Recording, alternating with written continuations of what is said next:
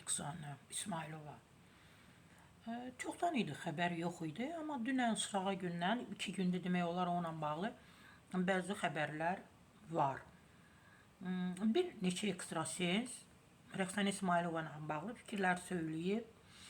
Biri deyir ki, ailəsi dağılacaq, Fazil müəllim ondan ayrılacaq. Digəri deyir, yox, ayrılmayacaq, əksinə nigahları daha uzun ömürlü olacaq. Fərqli-fərqli fikirlər söyləyiblər. Düşündüm ki, bizim bir nömrəli bir ekstrasensimiz var. Fərid Zamanlı. O da bəzən doğrudan onun da açıqlamaları çox maraqlı olur. Mən özüm onu axtardım. Dedim ki, ay Fərid, fərqli fikirlər söyləyirlər də Rəqsanə xanımla bağlı. 4 evladı var, ikisi körpədir. Təbii ki, Allah qapısını açsın. Biz də istəyərdik ki, evinə, eşiyinə, mənzilinə, ailəsinə qovuşsun. Və sən nə deyə bilərsən? O da maraqlı açıqlamalar etdi. Deyir, yeni il olmayacaqmı? 2026-cı il.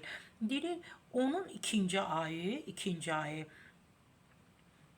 yəni möcüzə baş verəcək Rəqsanə xanımın həyatında. Bu da təsadüf edir yanvar, fevral. Yəni fevral ayına təsadüf edir. Təbii ki, biz də gözləyərik. Yəni onun həyatında möcüzələr olacaq, azadlığa qovuşacaq, ailəsinə qovuşacaq. Məhz Fərid Zamanlı bizim gözəl ekstrasensimizdə idi. Onun da fərqli fikirləri olur. Amma bəzi fikirlər də söylədi ki, daima bu ailəni qara qüvvələr belə izləyir. Ailələrində tez-tez xoşa gəlməyən hadisələr olur, qarşıdurmalar yaranır və Fərid Zamanlı dedi ki, bu yaxınlarda yenə də onların evində hansısa xoşa gəlməyən bir hadisə baş verəcək. Ona görə də, amma onu da dedi ki, Rəqsanə xoşbəxt olacaq. İnşallah hər şey onda yaxşı olacaq. Yenə də deyirəm, Fərid Zamanlı bizim gözəl ekstrasensimiz.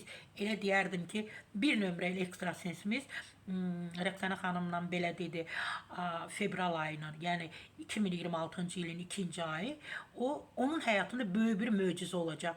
Möcüzə də nədir? Azadlığa qovuşmaq. Fərid, bu xəbərə görə sənə təşəkkür edirəm.